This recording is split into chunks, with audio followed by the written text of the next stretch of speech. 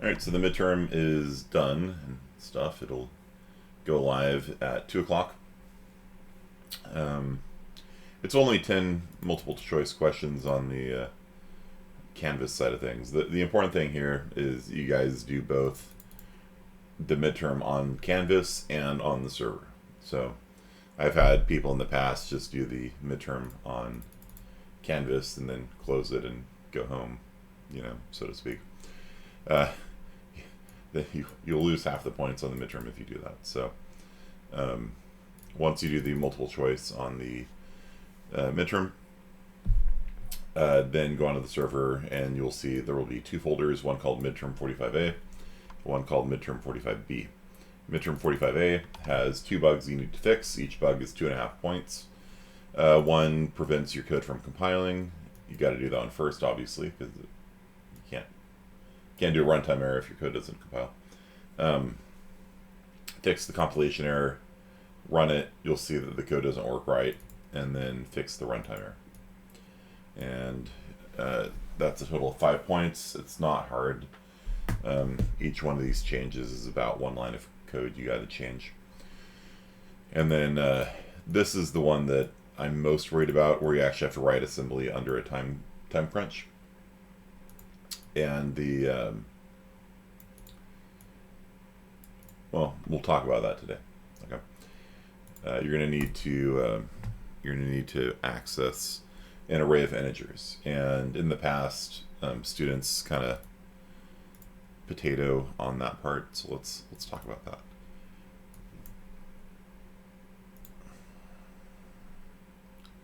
Also, we shouldn't look at the server tests before we want to start. Yeah. They're not pushed out to you yet either.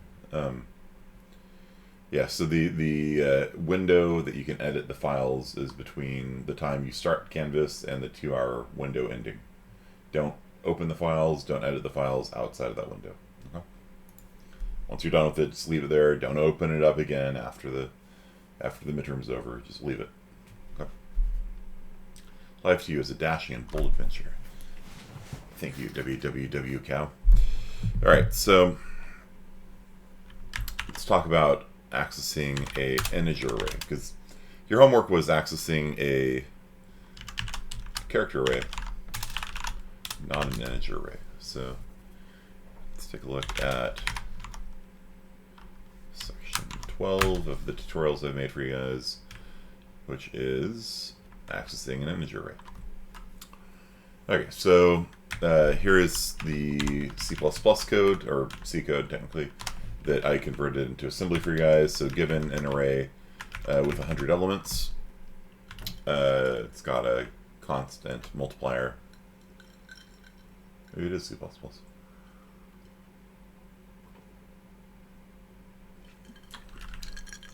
Technically, you call printf from C++ too, right? Then it's going to go through and it's going to double all of the elements in the array. Okay. You guys understand? So given an array, it duplicates everybody in the array, and then it prints the 10th element of the array.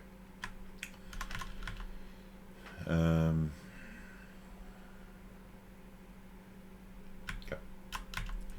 So, important thing for today, important thing for the midterm that you will take today also, probably. The difference between LDRB, which is what you did on the previous homework assignment, and LDR. LDR loads 32 bits, LDRB loads 8 bits. Loads 1 byte. This loads a word. This loads an entire integer. So here we got main. This loads the address of an array.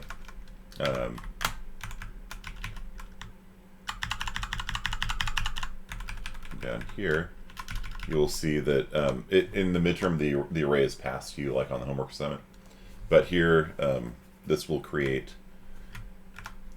it creates 400 bytes of space. Okay, so in your program, there's different segments, and they do different things. The code segment, the text segment, is where your program is found. All this stuff is in the text segment. The data segment is where you can put variables, and there's other segments as well. There's the BSS for globals, and there's thread dependent, memory regions, and there's a bunch of these things, but the two main ones are the code segment, the text segment, and the data segment. Okay, so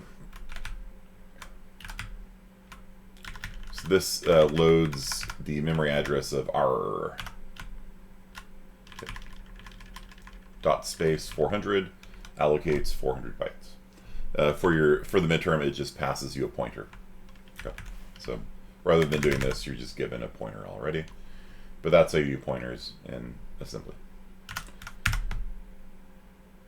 Okay, so it makes a variable named I, sets it equal to 0. Again, I would feel very nervous about making these things in assembly using R1, R2, and R3, but my code doesn't BL at all, right? If you call any functions, these three guys would get wiped out. My code doesn't call any functions, so it's fine. I still feel a little nervous about doing that, right? It's like, let's put in some, debugging functions, and then it breaks everything, right? So if I had to do this another time, I'd probably not do it in R1 to R3 here. Is R a pointer? Arrays are pointers, yeah. So behind the scenes, under the hood, a array is just a pointer. Okay, and that's true whether or not you make it this way, or if you make it like this, or if you do this. It does not matter. An array is just a pointer behind the scenes. Okay. Okay. So I'm making a variable named I, setting equal to 0. Like that if you want. And look at this. I have made a constant. You can do constants in assembly as well. ARM32 assembly has constants you can make. Cool. And so where is this defined? Where is multiplier defined? Well, down here in the data segment, you'll see that there is a assembler directive called .eq equals. So I'm just making a new symbol called multiplier, and I am setting it equal to 2, and the number of bytes per integer is set to 4. Just in case I want to support, I don't know, 16-bit systems with 16-bit ints or something. I could just edit it in one place, right? Does having constants slow anything down? No. Good question. The answer is no. Did you miss anything crazy? Yeah. You should have been here for the answer key. Technically, the midterm was up for about a minute, and then I moved it to 2 o'clock so that you guys wouldn't start taking the midterm in the middle of class.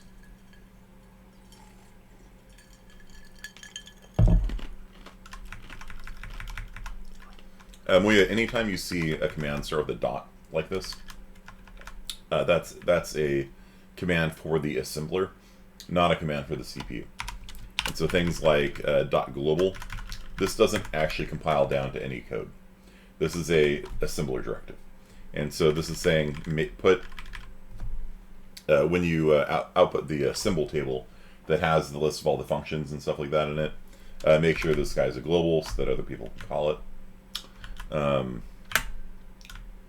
This just tells the assembler anytime you see the word multiplier, replace it with the number 2.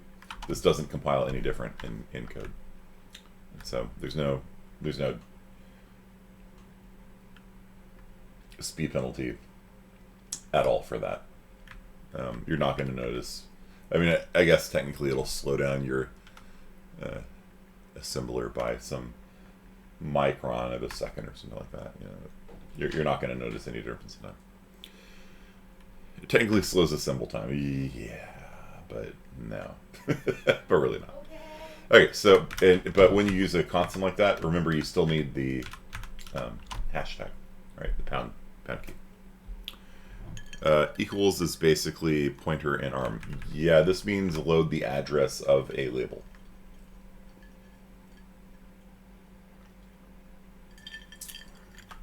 So if I came down here and said Ribera.word, yeah, something like that, then I can load the address of Ribera that way, and this would make it 32 bits. And so you can use this to get more variables than just the, registers you have to play with. Okay, yeah, so we're putting the multiplier into R3, we're putting the bytes per int into R4.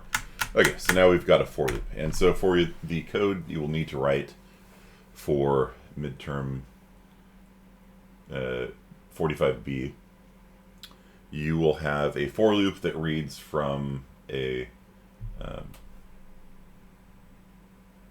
integer array. I don't know how much I want to say, but it's going to be kind of similar to this. So pay attention, and if you guys you can practice on this file, right? So before you start the midterm, you can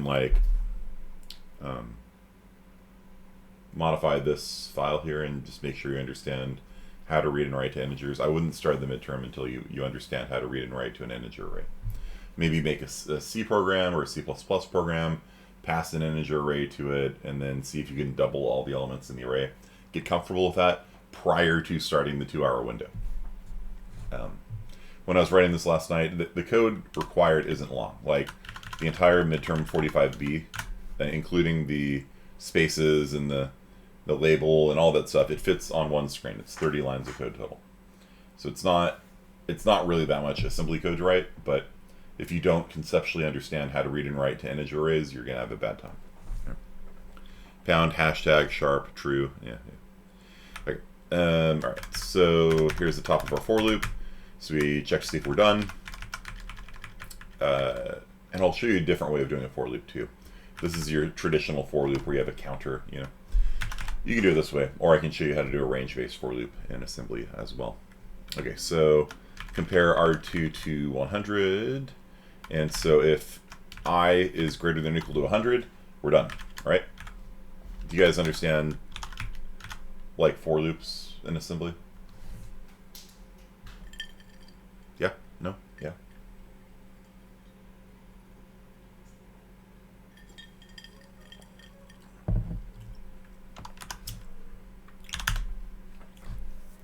Okay.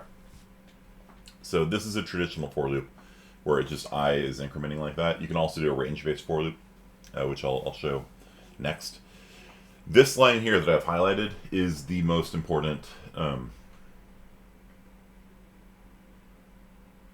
Where's B4 actually? Yeah. Okay. So never mind. Temp equals multiplier times I. Oh no, it's not actually doubling everything. I'm sorry. I should have read the code. I should have read the code a little more carefully. This is not doubling every element of I. It is setting array I equal to 2 times I.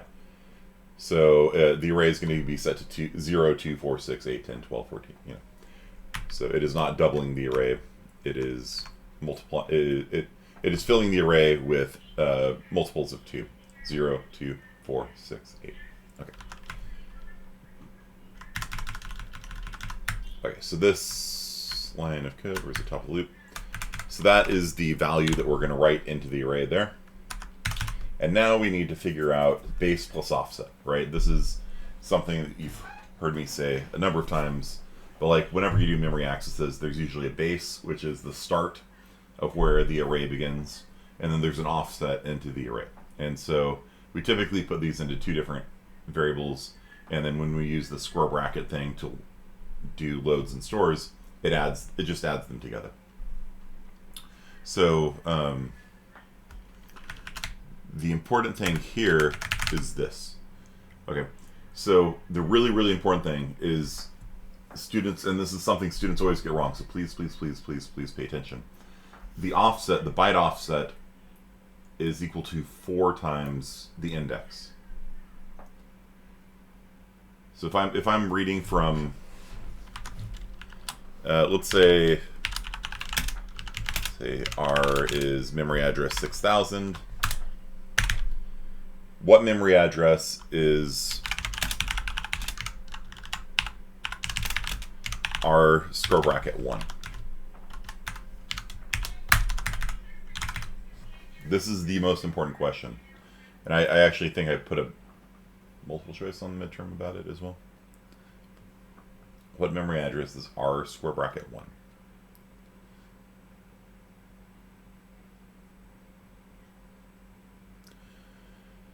Can we use base offset to simply access variables instead of loading storing them? No, not on ARM32. In Intel, yes. Intel has commands that will allow you to directly, work with memory. But ARM32 is a load store architecture. The only thing you can do with RAM is to load it into a register, or store a register into that RAM. So that's it. You cannot directly do anything on memory. You have to load it into a register, manipulate it, and then put it back. Okay. In this case, we're not doing any loads, we're just writing to it. Yeah, so the memory address of R square bracket 1 is 6004. What about R square bracket 10? What's that memory address?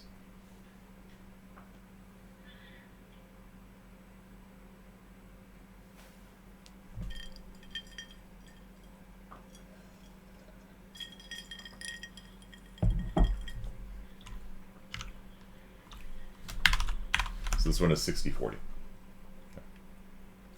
The offset is equal to 4 times I. So R is something. We almost never care what the base is, because it's going to be passed to us by C, or in this case we're just loading this address, whatever this is. We usually actually don't care what the base is, right? So we just put the base into a register and leave it alone, usually. The offset, though, is the thing that students get wrong. They will add 1 to the number, right? And so they'll try doing 6010, and that will actually seg fault your code. Why? Okay, so this is something I've kind of briefly mentioned before, but there's something called memory alignment. Okay, memory alignment is the notion that sometimes you have to do things that are multiples of 4.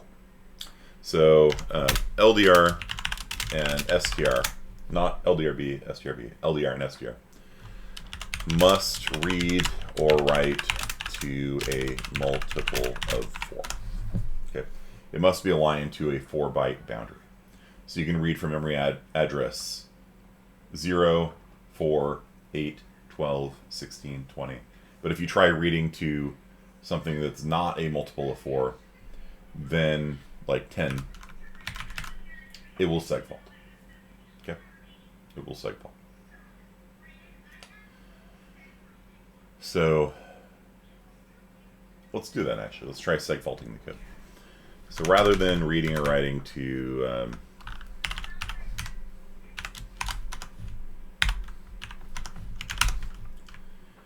the right address, let's read or write to R1 plus 1. Okay. You guys understand what I'm doing here?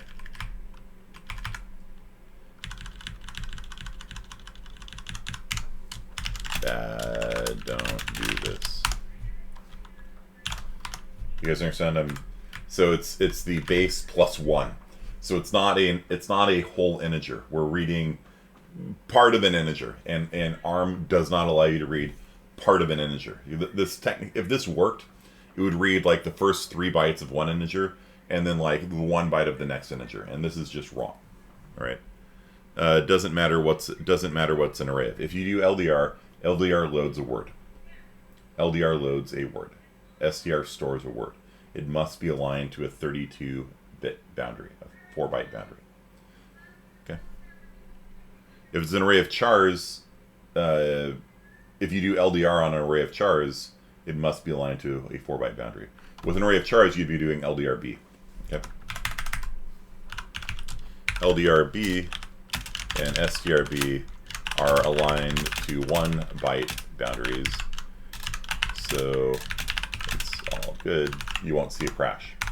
And then LDR, was it short or half, whatever it is? I never use it.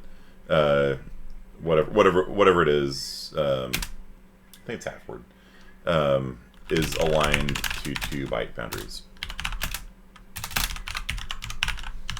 So if you do a half word load, 16-bit load, you can load from memory address 0, memory address 2, 4, 6, 8, 10. That'll all work.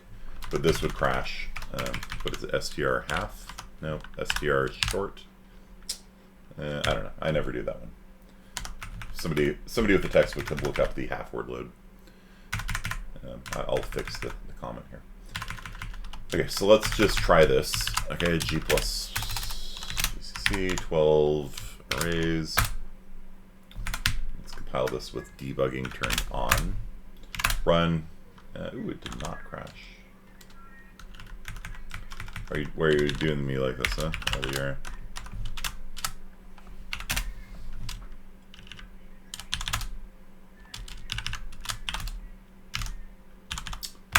It's supposed to segfaulting last night. Let's see what I do wrong here.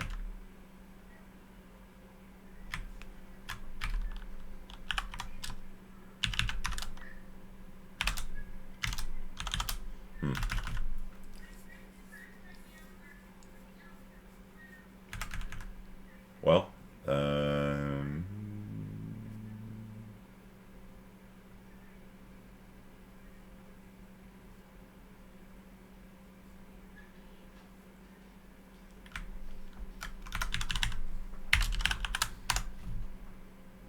LDRB and STRB can load any byte. That's correct. Yeah.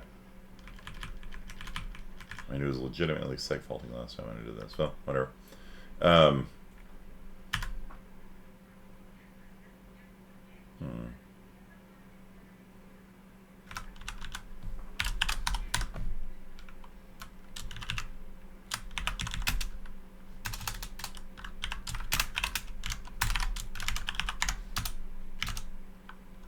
I don't know. Got me. It normally segfaults. One word is 4 bytes. Is this a 16 byte system? No, it's a 32-bit system. Okay. Yeah, I don't know, but yeah, it'll segfault, or it's supposed to. I don't know why it's not right now. The hardest problem I have in computer science is getting my code to crash. So, all right, and then so this is going to load from the array. So R1 base R1 right here. Offset, I calculated how many bytes to the right to read, and instead of doing a multiply, you can do a left shift by 2 bits if you want, right? Do you guys remember that trick? If you left shift by 2 bits, it's a multiply by 4. So if you want to be fancy, you can do that. It's faster. It's one cycle. Okay. So yeah, so base plus offset. And then that is going to store the value we computed into that memory location. Yeah, logical shift left by 3 is multiplication by 8. Right? Okay. And that will be on your midterm. And then we add 1 to the counter, we branch back up to the top, and then we see if we're done. So this is a classic for loop, and then it's going to call printf. So it puts 10 into here, it calculates the offset again. The offset is 4 times 10, right? So I could have just put 40 into R6 if I wanted, but I'm showing you guys the counter I, the loop iterator I, you multiply it by 4 to get the offset because it's an int array. If it's a byte char array, you don't need to do that because it's 1. Each I, when I is 5, the offset is 5, right? And if you're using shorts, the offset is 2 times I. If you're doing double words, it's 8 times I. Does this make sense to you guys? Like why I keep like kind of hammering this point home? The number of bytes to the right is, you have to know how big the variables are. Right? And C++ does that for you automatically. C does that for you automatically, but in assembly you have to do the math.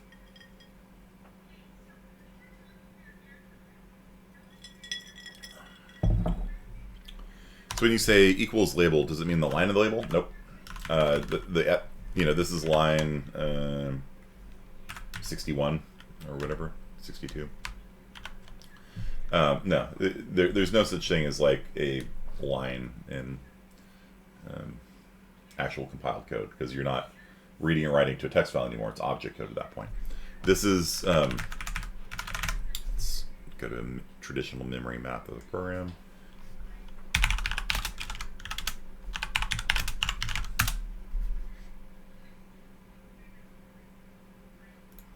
See if we can get a nice picture of it.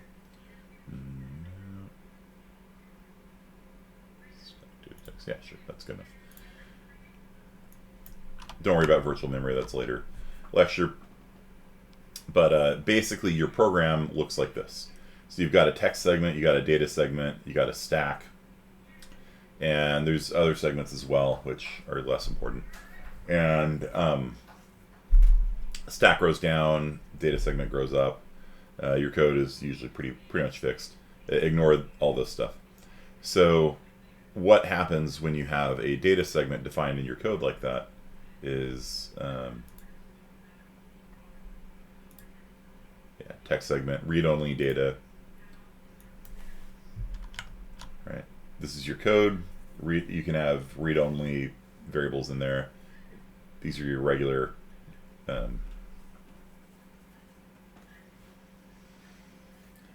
data segment, and then there's a stack that grows down as well. And the BSS is used for globals and things like that. BSS less important, RO data less important. The important things are text, data, and stack. Those are the three segments everybody needs to know about. Okay, so when I say LDR equals R, it's actually loading the memory address of this in the data segment. By giving the .data directive, that means I am now, everything that I'm doing after this point is in the data segment. And so, for example, I'm putting a string in the data segment, right? If I don't have that,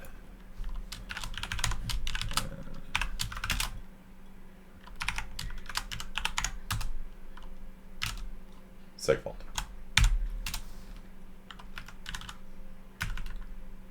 Now I get a segfault. Is there a size of equivalent we can use? No. Welcome to assembly. Actually, maybe.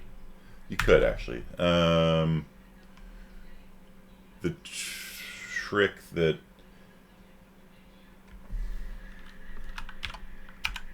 I showed you last time, where you can difference the memory address between two different labels, you can make like a word and then difference the difference between them to get how many bytes off it is, but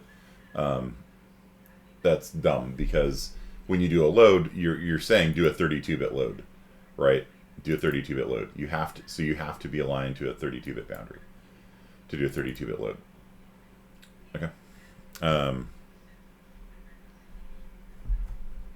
Yeah. So. Yeah. All right. So let's do another example of this, because this is what when I was writing it last time, I was like, these guys don't have enough experience with it. So let's try just writing a program. We'll call this guy main.cc. Oh, by the way, when I was calling the open system call, we still haven't done a homework assignment yet with system calls. Maybe the next one we'll do that. I was missing the second flag here. So when you do system calls, bit fields and bitwise operations are very common. So if you want to set multiple options, you bitwise OR them together. And so this will create a file and say it is write only, or maybe write and read only, and the permissions on it. I forgot this part here, and so when I tried writing to it, it didn't work. So yeah, and that's I don't use system calls directly most of the time. I use IOStream, right, or FStream and things like that, which are wrappers around them. Okay, so this,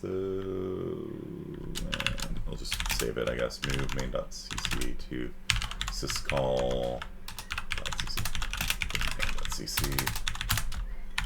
Macros are back, baby. All right, so int pointer array equals new int. Let's make a bunch of ints, I guess. And then we will call our assembly.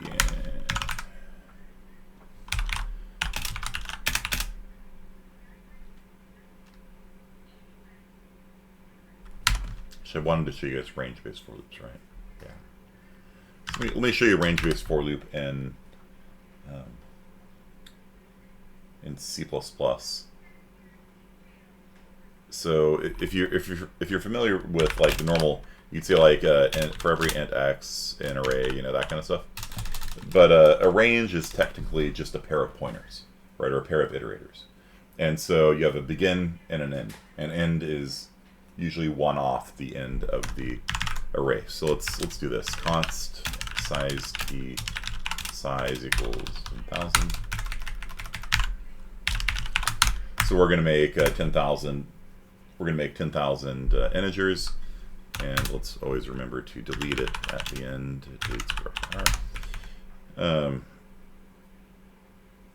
Rlen equal dot minus r. Yeah, it was something like that. Yeah.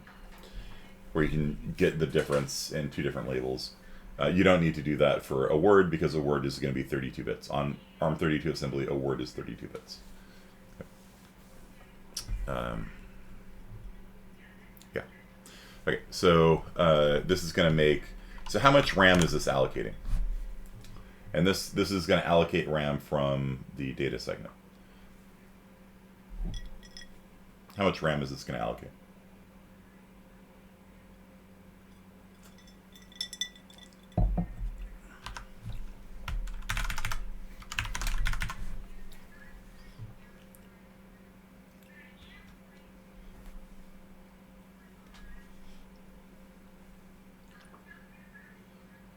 $40K? Is it 40 kilobytes or 40 kibibytes?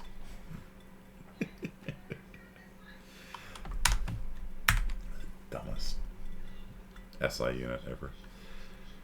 Okay, so if we want an end pointer, you do this. Int pointer end is equal to array. Look, I'm not using square brackets here. Not dereferencing it. This is a memory address. So let's say that R is 6,000 or something like that, right?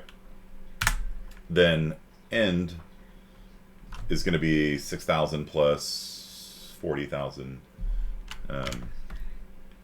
plus size times size of or 4. Then end is 6,000 plus 40,000. Yep. So end is pointing to the memory location one past the end of the array. Okay. This is the half open range pattern, or there's a lot of different names for it in computer science. But basically, you have a pointer to the beginning. You have a pointer to one past the end, and then you can just have a pointer. A lot of times, what you'll pass to a function is a pair of pointers. This is where you begin. This is where you end, and then it'll run on that. Okay. 80,000 nibbles. Nice. Okay, so this here. We'll do this. Int void. Double iota. And pointer begin and pointer end.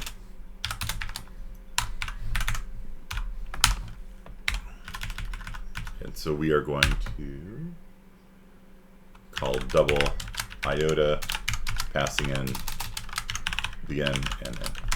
And you can actually, this is actually something you do in C++. Whenever you have a range, you can actually pass in a array as begin, because pointers are iterators, or they'll convert to an iterator. Okay. It's iflota, not double iota. Huh? What?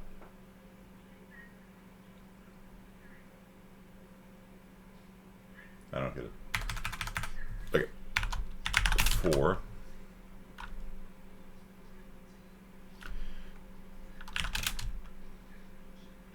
Iflota. Object. Oh, I see. Okay. Just making a joke, I see. Computer science is no place for jokes, maybe. Right. So int pointer is equal to begin, as long as pointer is not equal to end. Pointer plus plus. Pointer square bracket.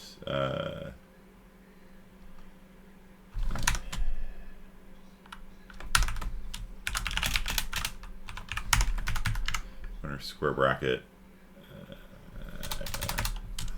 Pointer equals. Just call it. We'll just do higher.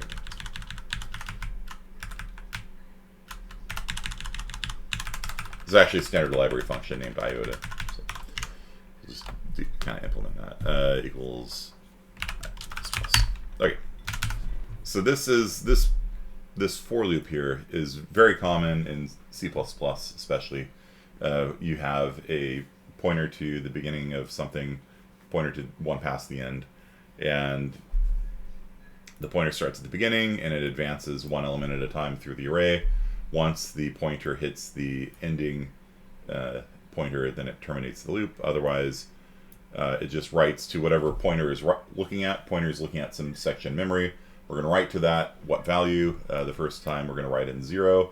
The next time we're going to write in 1. The next time we're going to write in 2, so on and so forth. And then we can do this for int. Will a for int for loop work with this? Let's find out. Cout x.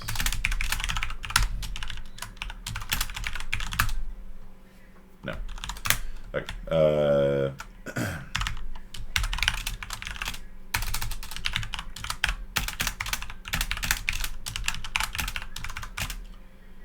Scout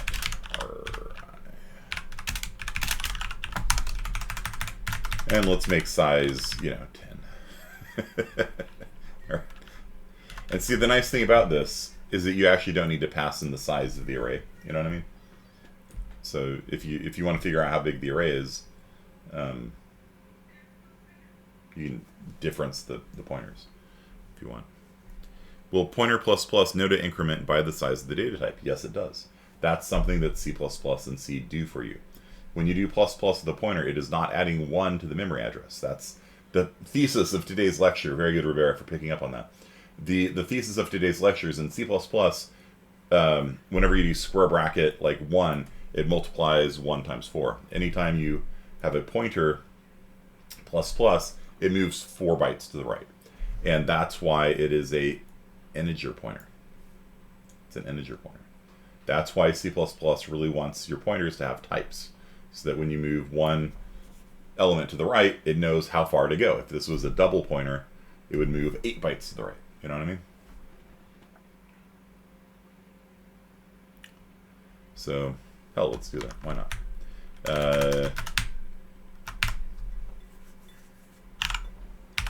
uint 64t. Here, let's make it a double word. Okay.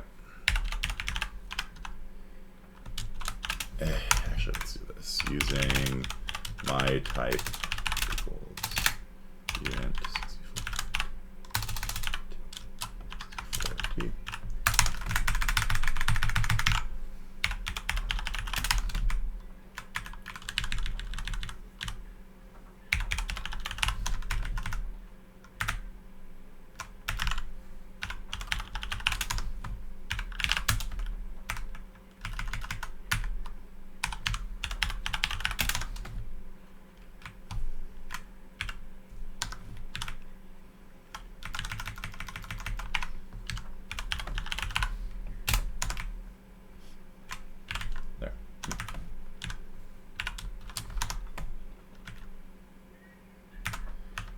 Okay, so in this case, let's say R is at base of 6,000. What memory address is the end going to be? What address is the end going to be now? Let's try and develop that. You know, it's really funny. In CSI 41, one of my students messaged me like, "Hey, is it important we know how many bytes a variable is?" I'm like, I mean, sometimes. Sometimes it's really important. I would know it. You know, it's... If nothing else, you want to kind of know how much RAM you're using, you know.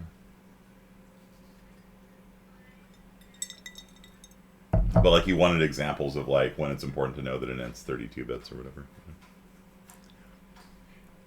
So word is always half the bytes of whatever system, and long uses the whole. Nope. Good question though. Good question. So the C++ standard is designed to be fast and buggy. The C++ standard is designed for maximum speed, and it hides a lot of footguns in the language itself. And so if you use int is a minimum of 16 bits, and it's a maximum of either 32 or 64 bits. So you actually don't know how big an int is. We've been saying ints are 4 bytes, 32 bits, but you don't know. If you move to a 16-bit system, ints will probably be 16 bits.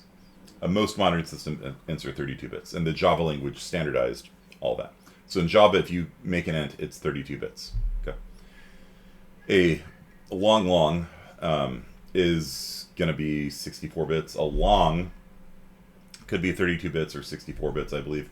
There's like rules on all this stuff, and the bad thing about using int and long and short is that you actually don't know how many bits you're getting, right? It's designed to be fast, but an int, even on a 64-bit system, an int's usually not 64 bits.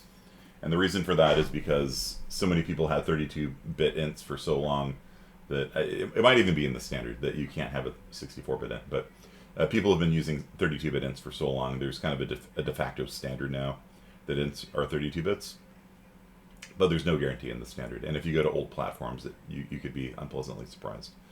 And so I like using this instead, where you actually specify how many bits you want. Okay. So, so the offset is going to be 80 bytes, because we have a 10 byte array. 10 times 8 is 80, so the offset is plus 80. Okay, it's 6080. All right, so we're going to iota it, and yeah, that should work, and then we'll output it. So let's find out if this worked correctly. My type was not declared. R is not declared.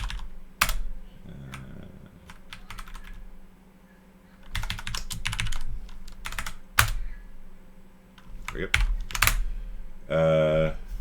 Assertion.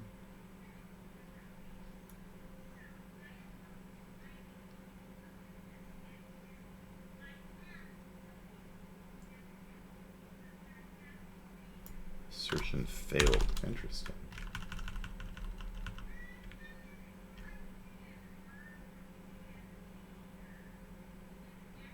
That's a new one.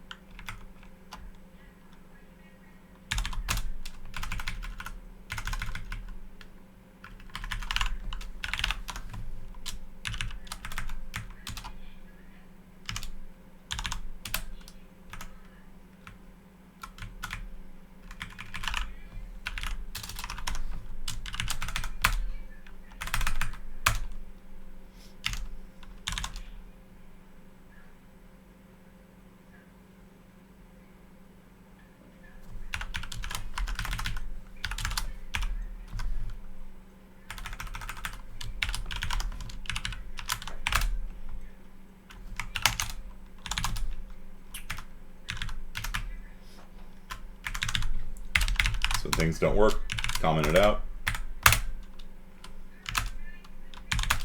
Okay.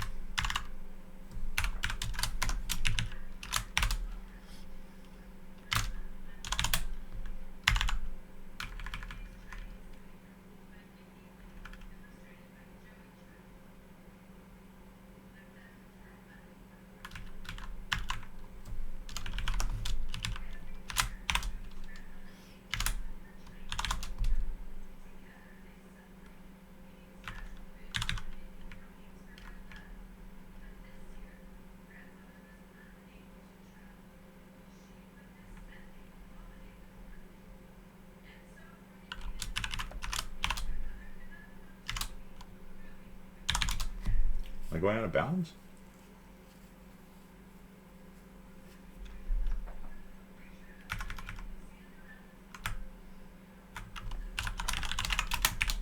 Stream should be included in the read library.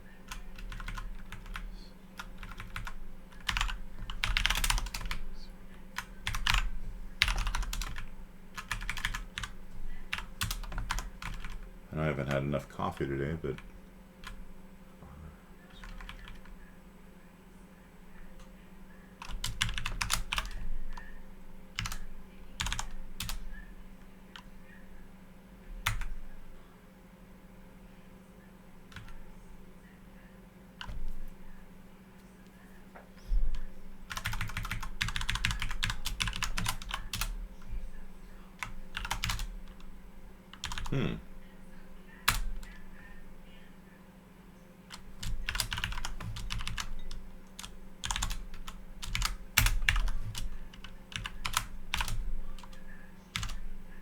weird. What the hell is going on?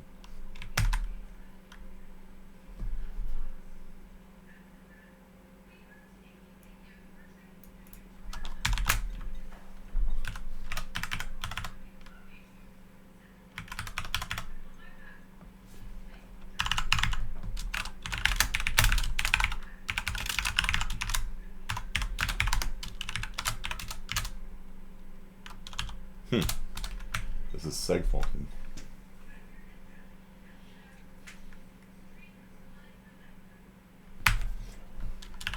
Am I corrupting memory? Maybe. Let's find out.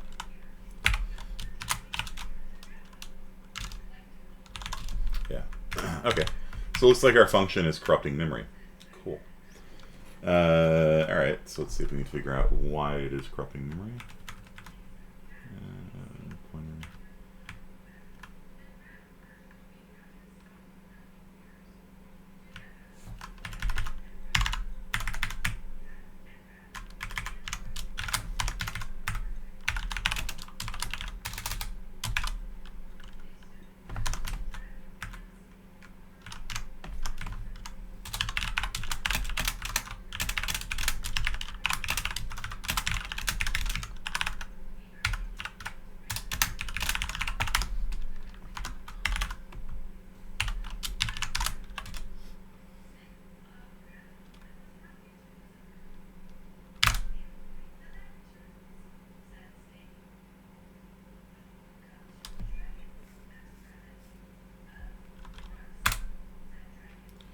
What do you think the problem with that is, Mr. Singh?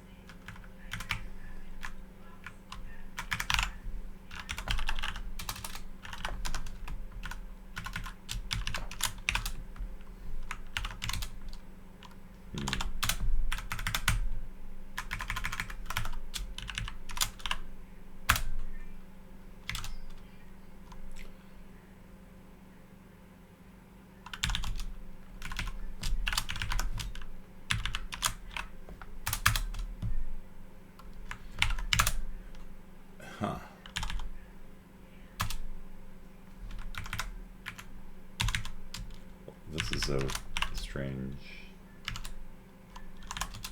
beast. If I put in the if I see out the array, it works fine. If I comment out the see out for loop, what the hell? All right, it might be like.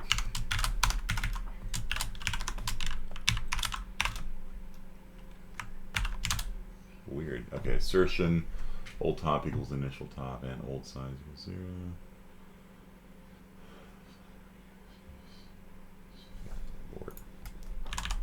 Do you need to pass the pointers by reference? No, you almost never pass a pointer by reference. Almost never. Because in this case, sometimes you'd want to just have begin. Like you could actually write this for loop like this, right? Like.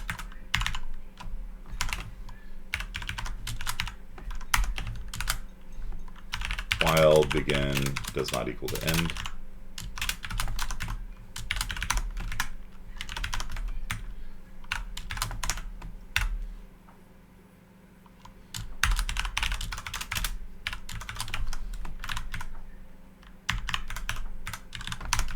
This is a fairly common way that people will write this function, right?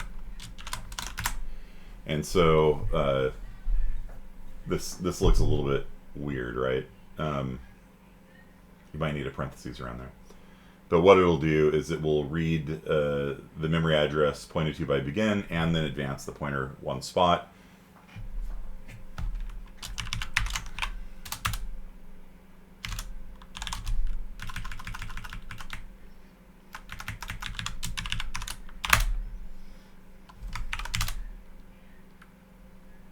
Yeah, the code works fine, right? So, and no, Mr. Singh, the my type is an int. See, int and my type are the same thing, so it wouldn't matter.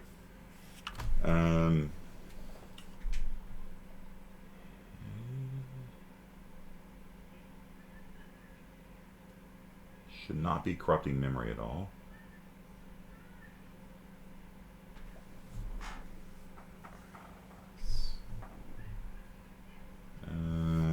Let's see.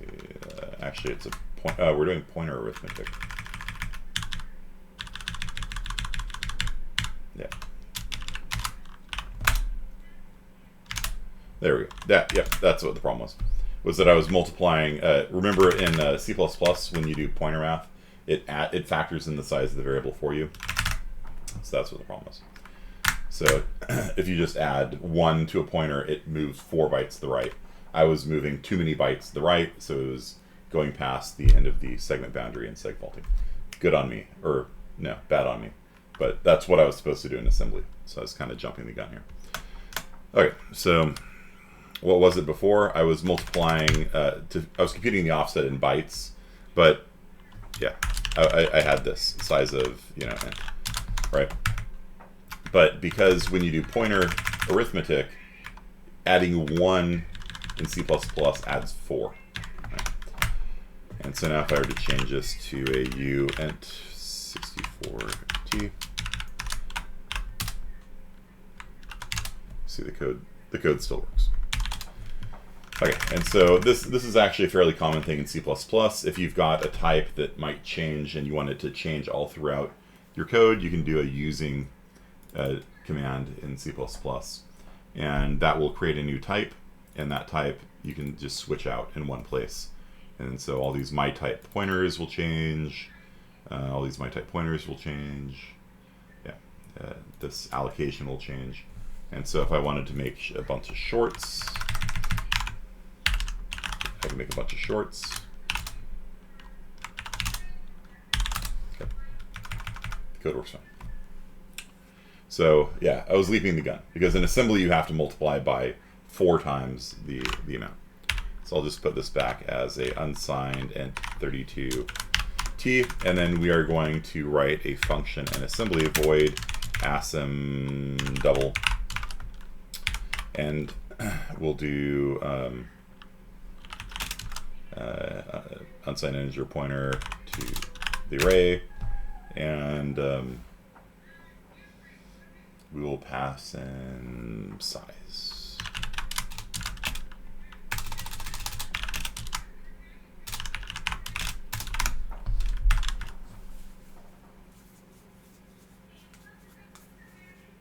Okay. And so we are going to call asm double, passing in array and size, and then we're going to print the array one more time. Original.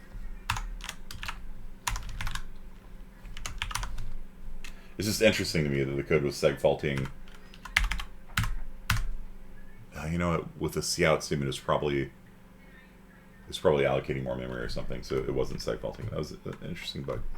Okay, original iota and after double.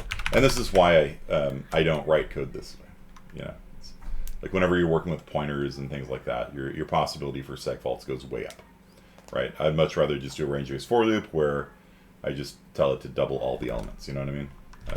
Like I'd normally do this, right? For every integer in the array, x times equals 2, and of course you can't do this with an array like this. So I'd use a vector, and this is how I write modern C++ code. A lot safer. There's no real speed penalty or any of that stuff either. But you will see people doing code like that.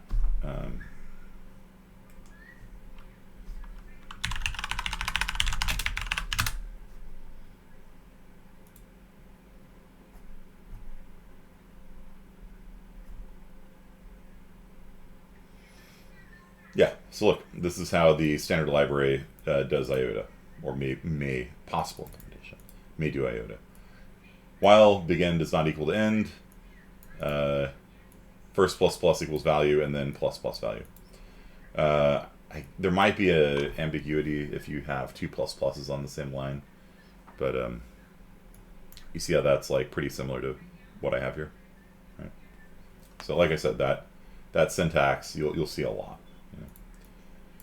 And so you guys probably aren't as comfortable with pointers as people at Berkeley, where they write code this way just on the regular. But modern C++, you can avoid using pointers most of your career. All right, so we're going to have to write this function. So we're going to write a function called asympdouble. And what it's going to do, it's going to take in a starting point of an array and a size, which is the maximum size of the array. We're going to need to go through and double all the elements in the array. You guys with me on this? So this code will double all the elements in the array. It's an integer array. Unsigned integer array, but it doesn't matter. You guys excited for this? Pumped up?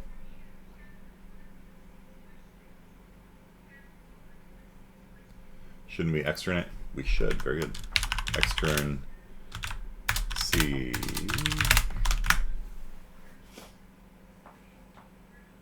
Okay. Not for funsies. The code won't work if we don't extern it. I'd have to figure out how to name mangle it. So this is something like what you will see. Yeah, like this function here is what you're going to have to write, or something along those lines. Okay? So.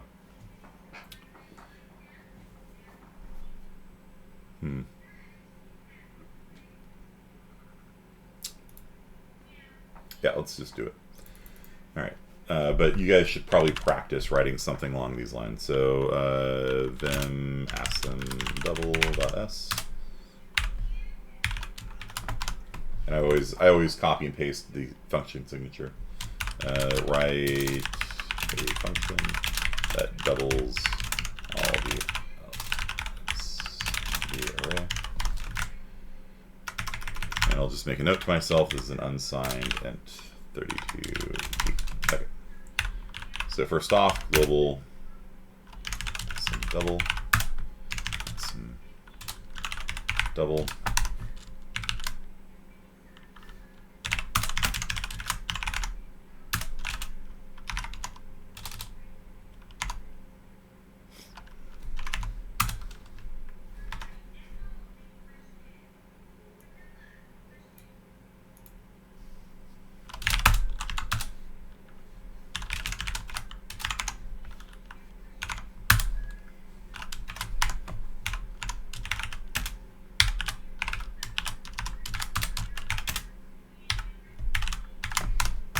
So this is your sandwich that you start a function with. Okay, I give you guys this much. So I'm going to be practicing a lot. Yeah. All right. So in assembly, how do we do this? And so I promised you guys I'd do a range-based for loop. We could do it with a standard for loop if you want. So standard for loop, we would do something like this: top of the loop. Let's see what we're going to do. Move R4 0 is equal to 0, yeah. And then we're going to compare R4 with size, and so let's move R5 R1 size. I'm just preserving the parameters. And move R6 R0. This is the array. I always like moving things out of R0 to R3, just in case I want to call a function. I don't erase everything. So, okay, so I preserve the two parameters.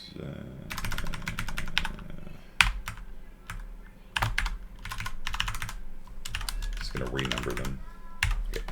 So array is in R4, size is in R5, and then our loop counter, is in R6. Okay. So let's compare R6 with R5. So if I is greater than or equal to size, then break, something like that. Right. So I'm going to write code. I will write code that does this. While I is less than size, I equals R times equals 2. Okay, that's the function. You guys understand? So it's gonna there.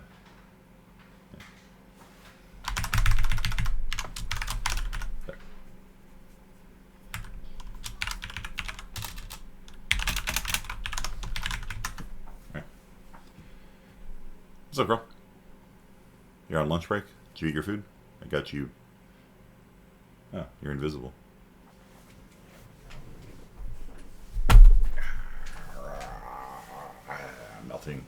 Melting bee. Do you guys understand the C++ code that you guys have to translate? Okay. So we're gonna go through this array, double all the elements. All right. So compare. So this is usually at the top of the loop. You can do it at the bottom of the loop if you want. I guess I usually do this at the top of the loop because if what if you pass in a size of like -5, then you don't want to do anything at all. So I usually do the check at the top of the loop like you do with a for loop. Right? It is an infinite loop. While I is less than size. Why is it an infinite loop?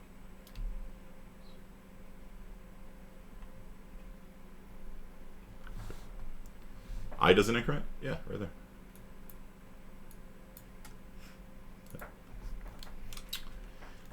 I did forget that the first time, so I put the plus in there. Okay, so we're going to compare that, and then branch if greater than or equal to done. So I'll put a done label down here.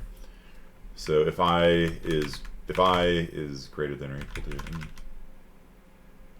yeah, okay. If I is greater than or equal to size, then we break. Okay, all right. All right, so then how do we load from RAM? Okay, so we've got I, which has the index. So we've got base, which is R4.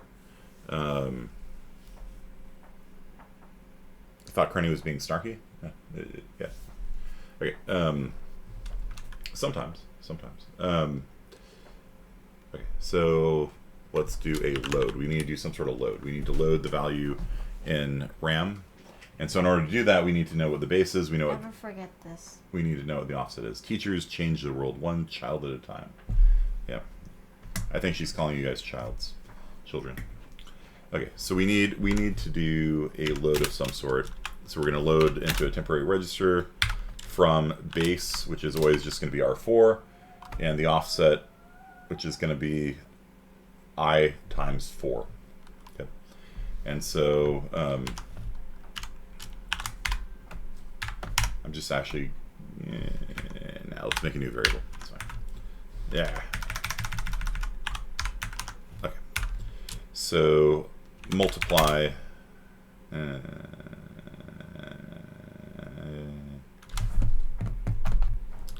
left shift, whatever. Logical shift left into R7, R6, 2 bits. So offset is equal to I times 4. Okay. I could have used a multiply if I wanted, but how do you do, fellow kids? Yes, fellow childs. Do you guys understand how that's a multiply by 4? So whatever I is, I'm left shifting it twice to get a multiply by 4, and so that is the offset. And so this is going to load. This is going to load from array square bracket I. So temp is equal to array square bracket I.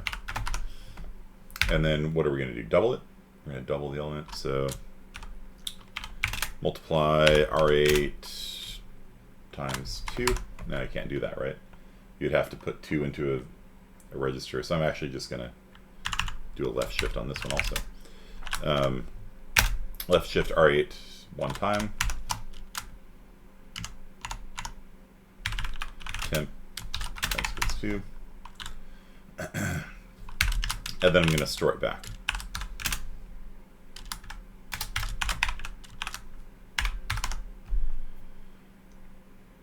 And that's our code.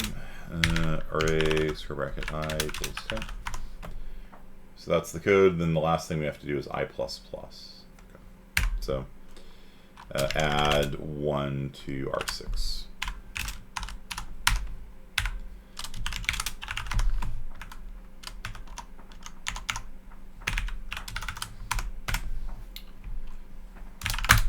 Okay.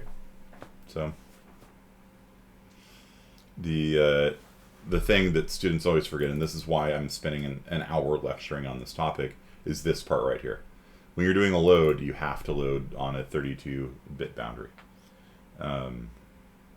If you don't do the multiply by 4, you're going to try loading from memory address 6000. Let's say array is 6000 again. You're going to try loading from memory address 6000, 6001, 6002, 6003, and no. You have to load from 6000, 6004, 6008, 6012. Okay. So let's see if this works. G++, asm double, and main.cc. And there we go. So, of course it worked right the first time. Of course it worked right the first time. No seg faults here. There's no seg faults here. What are you talking about? All right, so yeah, so originally it's all zeros, and then we iota it, and we fill it with 0 to 9, and then we double it, and it becomes 0 to 18. Okay. So let's see what happens if we forget this.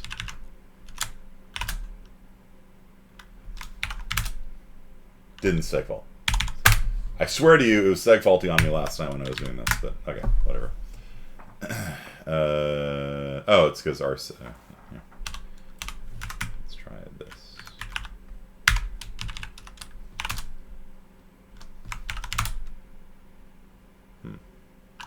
Still not seg faulting. I don't know. I don't know what to tell you. It was crashing on me last night when I was not loading on a 32-bit boundary. Maybe it was some other reason. I don't know. Okay, so this is the proper code, and yeah. I can even give you a copy of that, I guess.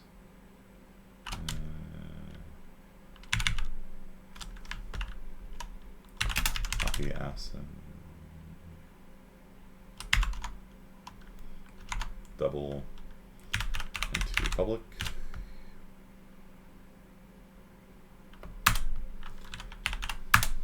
Okay, so if you guys want a copy of it, it is in /public. Anything that may have been appearing to crash up until now has been your imagination. Asm double. What does segmentation fault actually mean? I'll pin this on Discord real fast. So that's the example code. All right.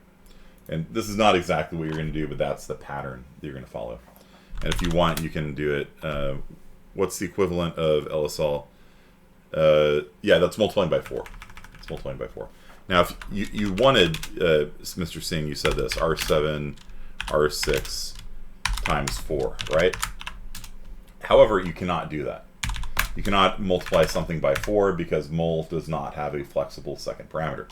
If you wanted to do that, you would have to move into R8, using up another register, 4 into that, and then multiply by R8. Okay. And we're doing two of these things. Yeah. So you put 4 into R8, multiply R6 times 4. That's the same thing. So I don't like wasting a register when I don't have to, and so for simple, what did I do wrong now? What did I break? I broke something, didn't I? Yeah.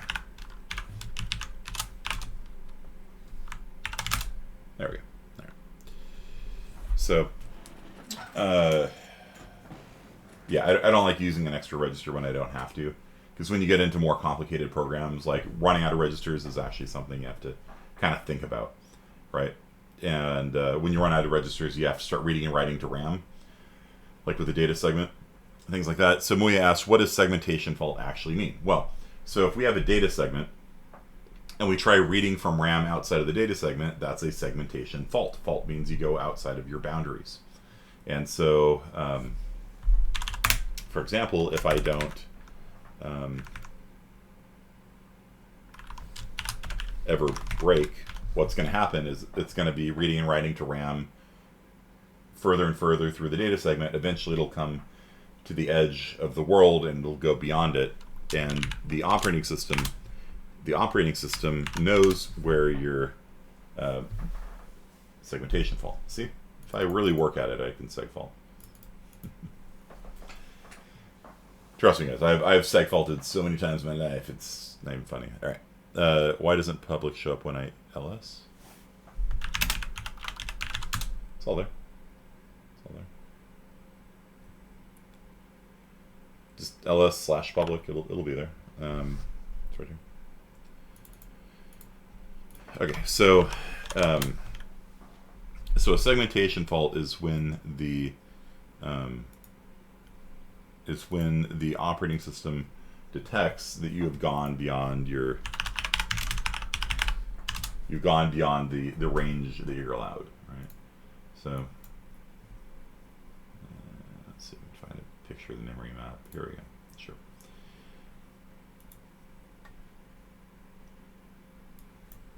So yeah, so different sections of your RAM are marked read only. So like a lot of times your code segment will be marked as read only, so you can't get the hacks. The code segments used to be writable, and so you can actually write programs that would modify your own code segment, which is really cool. But nowadays, text segments are oftentimes marked as read and execute. So you could run code here, but you can't write it. And your data segment is marked as readable and writable, but not executable. And that's to prevent the hacks.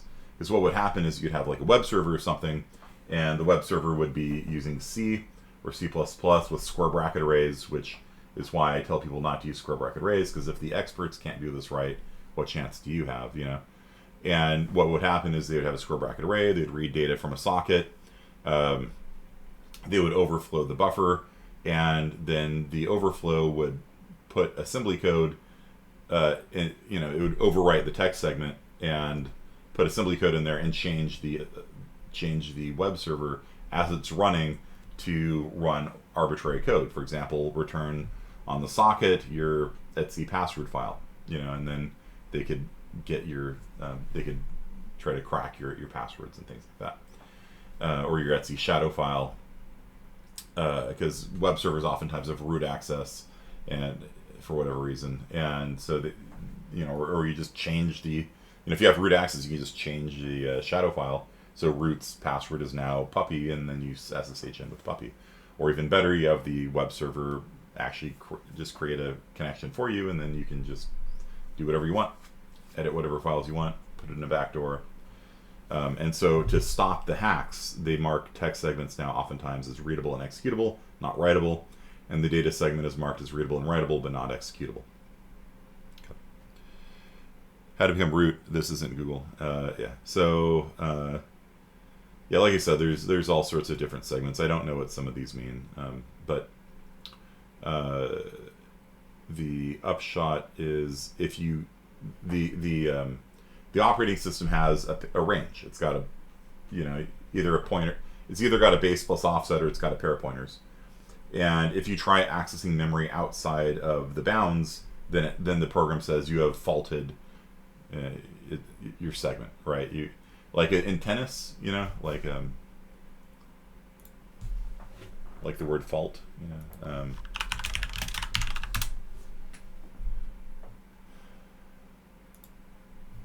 it's close. He's still in it.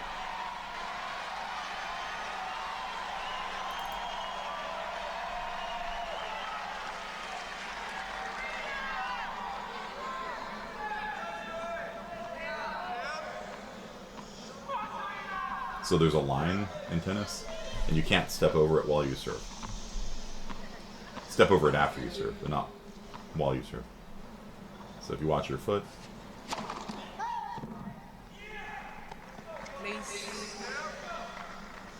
Fault on the second serve. Oh, can you believe it? Foot fault. Watch your foot. Oh, can you believe it? So that was the operating system calling out foot fault, and that kills the program, right? So that's what your operating system does. If you step over the lines, the operating system calls out foot fault, seg fault, segmentation fault, and it kills your program. Okay. It's also called a fault if you miss a shot in biathlon. Yeah. So just don't miss a shot. Right. Right. So there's various segments. Like I said, there's also thread-specific memory, and there's uninitial. Yeah. Okay. This one actually has it. Initialized data, uninitialized data, the heap. Yeah. So this, all told, is like where you store variables. The stack grows downwards. That holds your function local variables, and your code is down here, and then there's free space in between. And if your stack gets too big, you'll get a stack overflow error, and it'll kill your program. If you allocate too much memory off the heap, you'll run out of heap space, and the program will die as well. And so the operating system basically just keeps tabs on what you're doing. And if you ever try accessing memory, you shouldn't.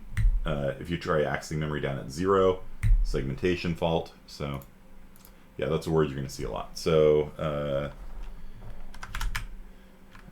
yeah, so let's compile this with this with debugging turned on. Run it. Seg fault. Okay, cool. GDB a.out. Okay. Run. And so, because I have debugging turned on, you can see it actually tells you which line of code it crashed on in assembly. You guys see that? That's nice. It's really nice to have debugging information. So, why do they call it Athlon X2 instead of Biathlon? That's a great name. Okay. I don't understand how professional gamers can just miss shots. I know, right?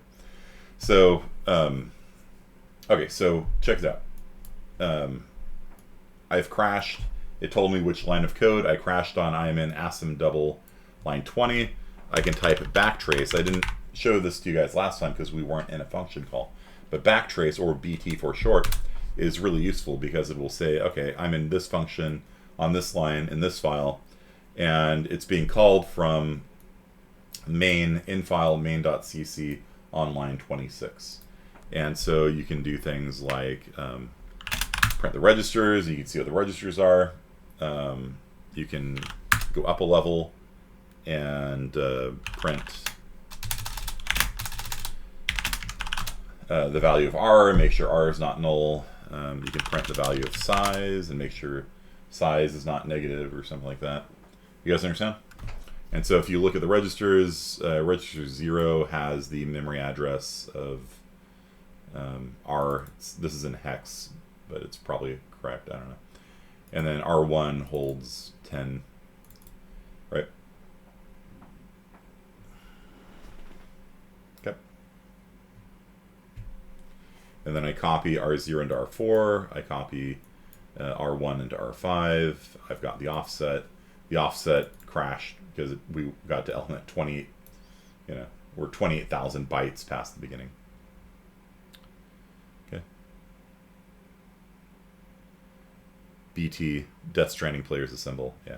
Yeah, so if you do a backtrace, it shows you where you are in your code. Function called, function called, function called, function called. Very useful stuff. Very useful stuff. Okay. Are you guys cool? Does this seem reasonably straightforward to you?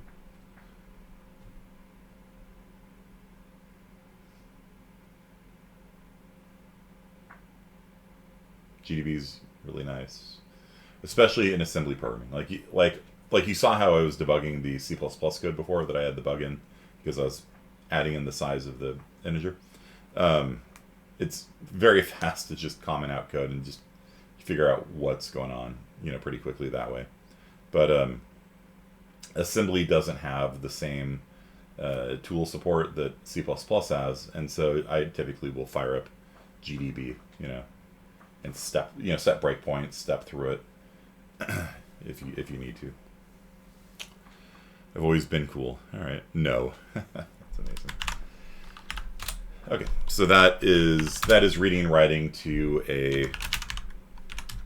I really probably shouldn't call it double, because we're not working with doubles. It doubles all the elements in the array. Okay, so unrelated to the New England doubles. All right. Rip.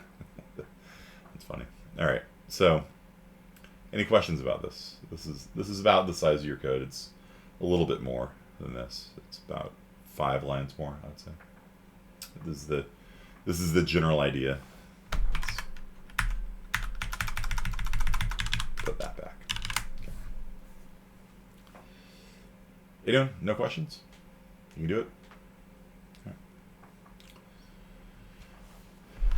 LS hardware. Sudo ls hardware. Cancel factory less. So ls hardware, ls shows files and folders in Unix systems. Ls hardware shows you what hardware you have installed on your local machine. It's pretty cool. So this is the type of processor you have. This is the product Raspberry Pi 4 Model B revision 1.1. From what I recall, the revision 1 Raspberry Pi 4s had some issues with the power supply, I believe. If you plugged in if you plugged in a smart power supply, it would actually detect as an audio device and not charge it, or something like that.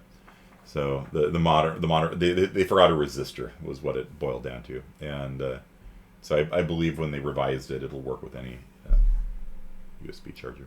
32-bit system. It's got symmetric multiprocessing on there, which is a lecture for another time. It's got 4 CPUs. Description of CPU 0. It's a CPU. Cool. It's running at 1500 megahertz, 1.5 gigahertz. And then this says what kinds of things the CPU has on it, what features it has. And so it's got a vector floating point unit. So we can actually do floating point on this CPU. So the CPU has the optional vector floating point processor attached, so we can do floating point math if we want to. It's got Neon, which is a more advanced version of VFP, and VFP3 and VFP4, VFP, all this stuff. Basically, Neon is it means you can do four multiplies at the same time, which is pretty cool. Thumb is 16-bit mode. Yeah. Okay. So it's got 3,827 MB of RAM. It's got 4 gigs of RAM. It's got Broadcom is the company that makes the Raspberry Pi system on a chip. So you'll see it called BCM sometimes. Broadcom, BCM. The PCI bridge. PCI is the peripheral component interface. It's how a CPU talks to, normally I would say like devices attached to your motherboard, but if you have a system on a chip, a lot of these things can be sort of integrated with the chip itself. But it runs at 33 megahertz, noticeably slower than the gigahertz and a half that the CPU runs at. Maybe bytes. Right, bus mastering, we'll talk about that later. It's got a USB controller that also runs at 33 megahertz. It's a PCI Express USB port. I believe that previous versions of the Raspberry Pi had a pretty crappy USB controller that like shared bandwidth with your Ethernet controller. So if you're reading from the network, like you have trouble reading from USB at the same time. I believe the Pi 4 fixed that issue. It was a cost-saving measure, as were most things with the Raspberry Pi. I got a USB hub that can support multiple USB devices. I don't think I have any. Yeah, I don't have any things connected to the USB port right now. But you could have like a keyboard connected or a mouse or something like that. Ethernet's hooked up. It's running at 1 gigabit a second. These are the different speeds it supports. And it's got Wi-Fi on right now. So Ifconfig. Ifconfig is a way. So LS hardware is it shows you kind of what's inside of your system. It's kind of neat to look at every once in a while, I guess. This is more useful if you're somebody that writes code on a bunch of different systems, and you need to query to see, do I have hardware floats, and things like that.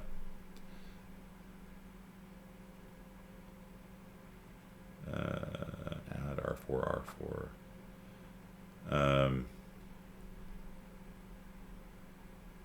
Yeah, RO to the third power. No, so if you do this, here, let me pull it over for the people at home. So let's say R0 has 10. If you add 1 to it, it's now 11. And then if you add 11 plus 11, you get 22. So that is not the same thing as RO to the third power. Oh, you're shifting left, sorry. You're shifting left, yeah.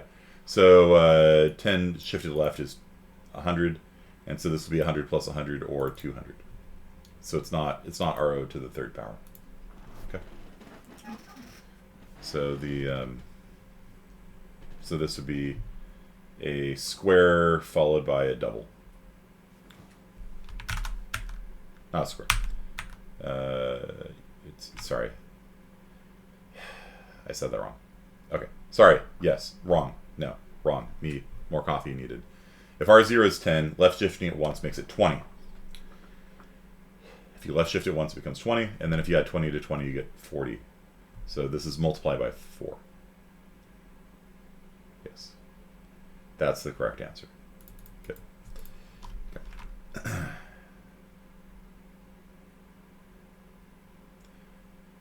It is 2 times R0 plus 0. It is 2 times R0 and then doubling it again. Because R4 plus R4 is doubling it. Right? So that is not R0 to the third power. If R0 is 10, R0 to the third power is 1,000. If R0 is 10, and you left shift it once, it becomes 20. 20 plus 20 is 40. So you're multiplying by 4. Okay. Okay, so where was I? Oh yeah, ifconfig. So ifconfig is what you use to see what your IP addresses, and there's IP as well, which is the better way of doing it these days. Yeah, whatever. I'm a creature of habit. So ifconfig, it'll show me that my Ethernet port is at this memory address. My IPv6 port is here. Wi-Fi. Ooh, I should probably drop Wi-Fi.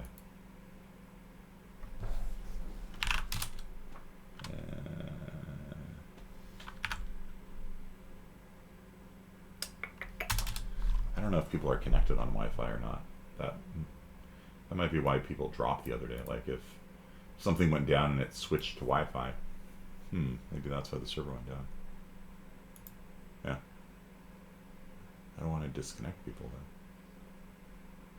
Yeah, I'll look at that later. Okay, so currently my Pi is connected both on Wi-Fi and on Ethernet, and it's got one IP address for Wi-Fi, and then it's got a different IP address for Ethernet. So yeah, okay. Links. What is myip.com? Actually, that's not going to help, will it? Okay, because this is an internal IP address. Okay, so, all right. Get IP vanish. Okay.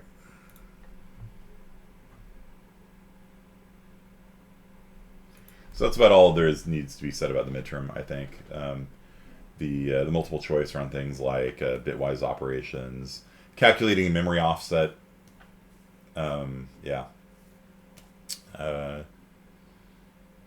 Translating a couple lines of assembly into English. It's only 10 10 questions. Normally my midterms are 30 questions, but it's only 10. And then there's midterm 45A, 2 debugging things, midterm 45B, you have to write about what we did right there in class today. You can still open web pages? Yeah, of course. Thanks.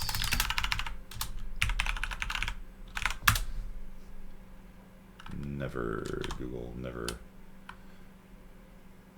So let's search for Hazelton.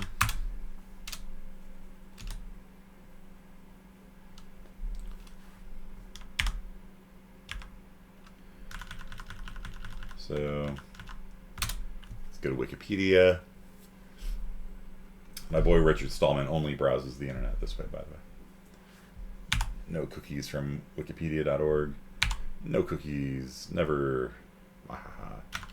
And so you can see it, you know, it renders fairly well. You know, here's the table of contents.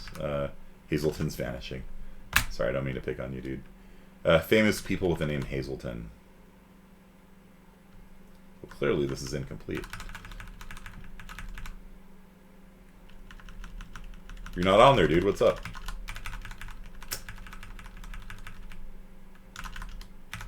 I have to edit this.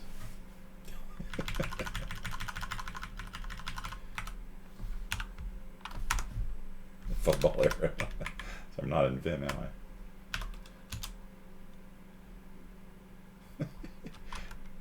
Okay, alright, whatever. I'm just goofing around now. Alright. Yeah, you can web browse from a text interface. Alright, so what is our next topic? I kind of don't want to stuff you guys with too much information. Let's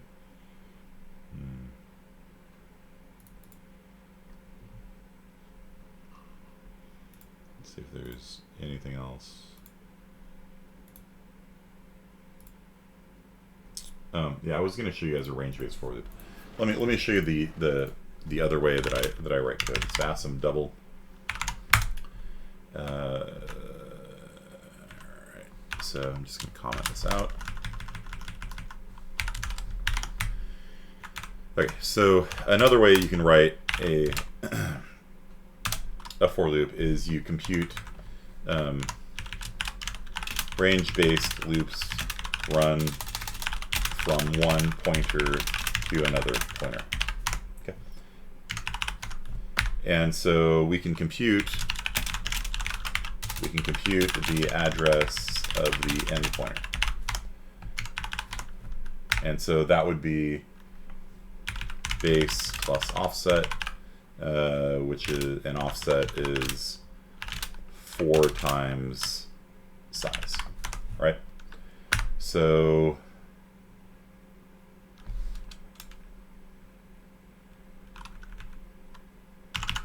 rather than doing all of this, we can move into register 5, register 1, left shifted twice. How many bytes? You know, it's the offset, right?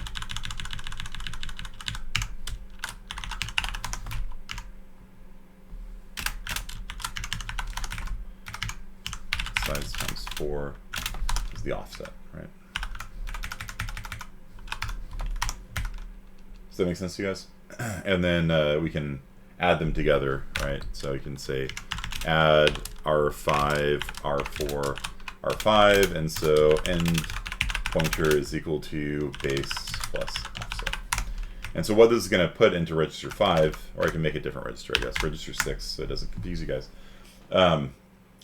Even though in reality I just put it into register 5, that way I've got one pointer in R4, I've got one pointer in R4, yeah, you know, I'm just going to do it. So I've got one pointer in R4, that's R, that's where the loop is going to begin, pointing at some chunk of memory. And then I take the size passed in here, multiply it by 4, that's how many bytes of array we're going to work with. And then I add the base plus the offset together, and that will give me a pointer to the end of the, one past the end of the array. Okay, and that's why we go one past the end of the array. It actually makes the math really easy. You don't have to do +1s and -1s and things like that. It's called the half open range pattern, where you start at the beginning and you go until 1 before the end. And so if you wanted to write a for loop this way, I would say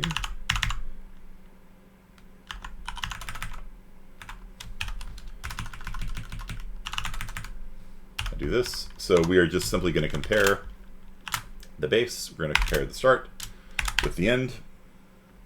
And if we've hit the end, branch if greater than or equal to done. Done's still there. Compare R4 and R5 if we equal or greater than, because remember end is 1 past the end of the array. So if we're 1 past the end of the array and our pointer is now at end, we're done. So if it's greater than or equal to, terminate. Otherwise, what we're going to do is we're going to load from register 4. So we're going to load into, let's pick a new register, register 6. We're going to load from register 4. Look, we don't even need to do any arithmetic, because what we're going to do is we're going to move R4 one at a time, right? So we're going to load from the pointer into register 6. We are going to duplicate it, move register 6, logical shift left by 1. So temp equals R0. Temp equals 2.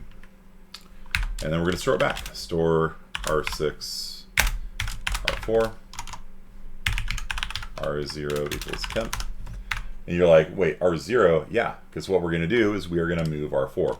So we are going to add R4, R4, and 4. Not 1, 4. Okay. So R++. You guys see that?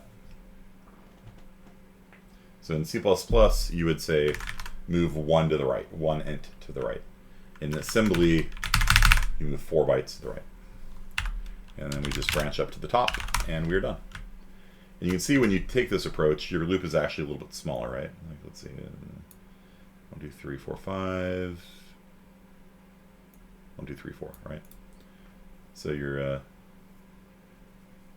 you don't have to be constantly computing the offset over and over again, right? So it's a little bit faster to do it this way. And that's let's see if that works. Nope, not GDB. Nope. G++ -G asm double and name.cc. Works fine. Of course it works fine. Every time, the first time. Guaranteed. 45% of the time.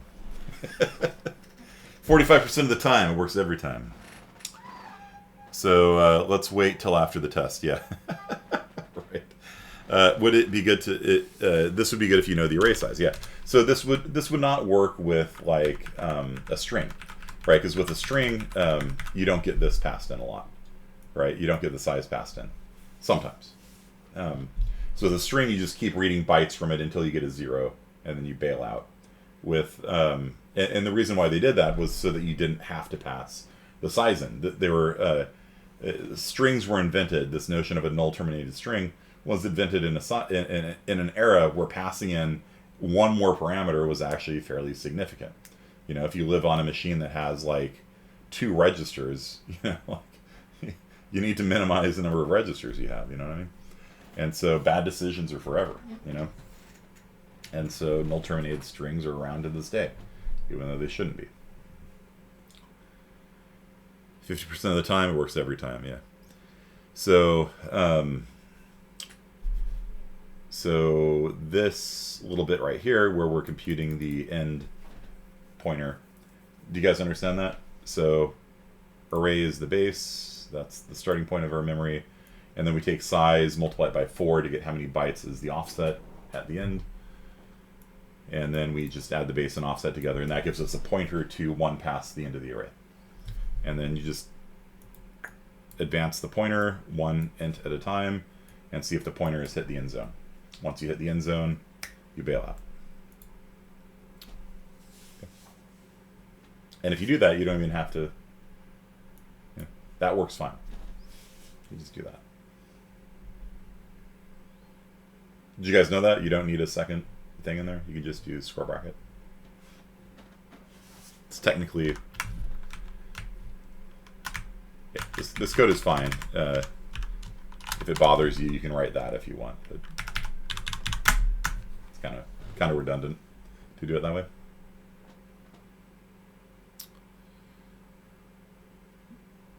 Okay, I'm not hearing any questions, so I'm just going to end class now. Spend the next 17 minutes prepping for the midterm, and then the window opens at 2. And again, don't wait until tomorrow at 1:45 to start taking the test. Don't pull a Nico. Will this lecture be up to date? Yeah, I'll upload it immediately. But Nico took my class once, and he started the final like 10 minutes before the final was due, thinking that he would get the full 2 hours so that he could have the maximum amount of time possible to do it, and the window just went at midnight. So yeah, so it's a hard deadline. It's a hard deadline of 2 p.m. tomorrow. So if you start at 1 p.m. tomorrow, you have 1 hour to do the test. So start at the latest you can start it is noon tomorrow, in my opinion. But review this lecture if you need to, and yeah. Okay. All right, thanks, you guys. That is it for today. Good luck on the midterm, and Gambate. Okay. Start test him as force dude. Or yeah, if you're just really fast, just start 10 minutes before. Sure. All right. I'll put this version up as well.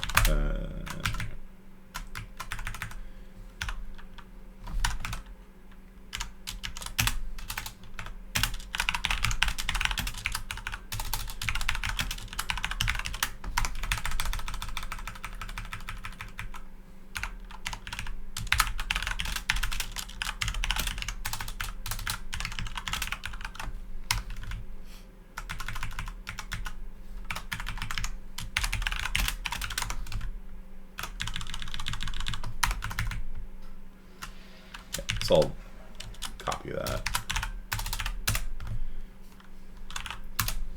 So you guys can see both ways and admire them and appreciate them as much as you want. Okay. Test was cracked before release. Yeah, there was a 1 minute window where you could have started it and you'd be done by now, basically. All right. See you guys.